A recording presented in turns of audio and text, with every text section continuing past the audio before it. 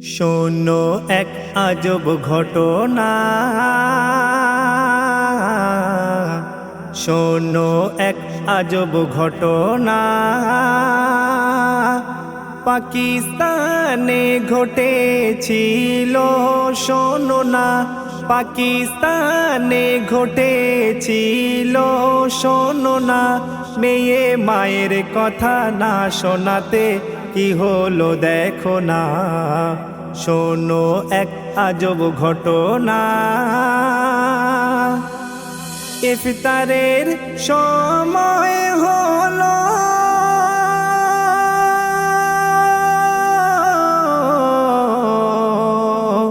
মায়ে বেটি দুজনার কি ঘটিল। মা মেয়েকে বলে শোনো না,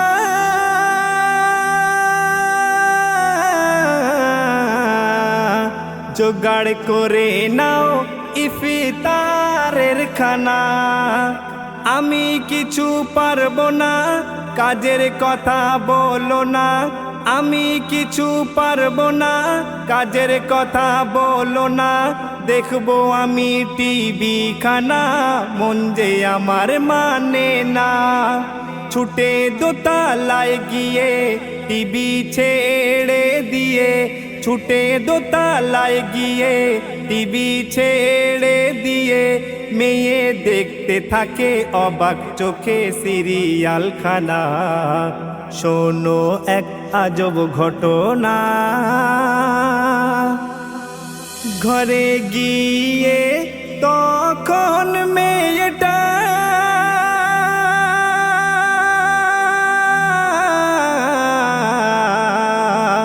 বন্ধ করে দেয় দরজাটা।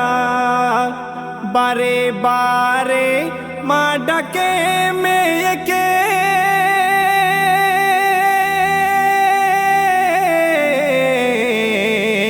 সাড়া দিল না মায়ের ডাকে। কি হবে এবার উপায়, কেউ কিছু না ভেবে পায়। কি হবে এবার উপায়, কেউ কিছু না ভেবে পায়।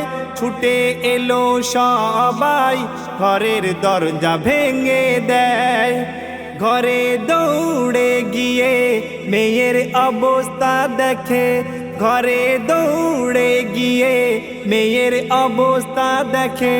মেয়ে উপুড় হয়ে একলা শুয়ে আছে দেখো না।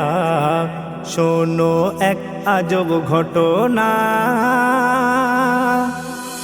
মেয়ে কিছুতেই মাটি থেকেই ওঠে না,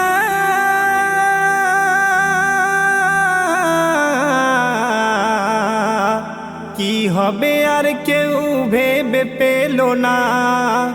হাজার চেষ্টা করেও 10 জনা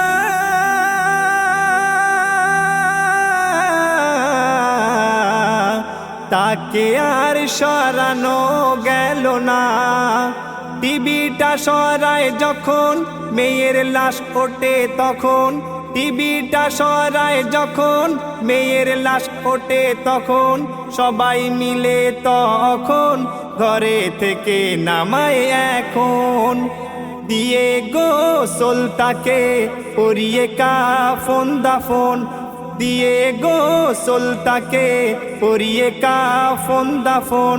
খাটিয়াতে তুলে সবাই মিলে জানাজা পড়ে দেখো না। শোনো এক আজব ঘটনা। টিভি আর লাশকে নিয়ে যায়,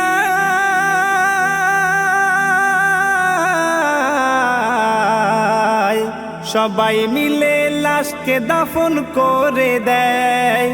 যখন টিভিটা নিয়ে আসে,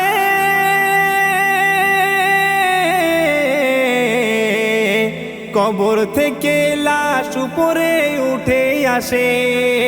হয়ে তারা পেরেশান, করেও চেষ্টা সমান। হয়ে তারা পেরেশান, করেও চেষ্টা সমান।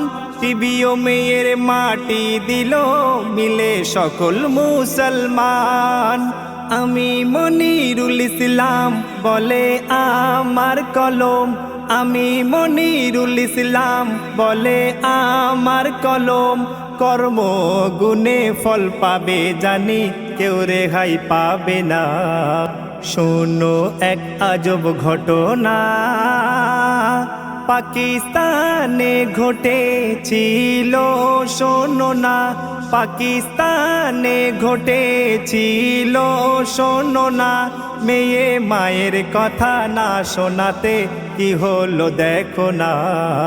শোনো এক আজব ঘটনা।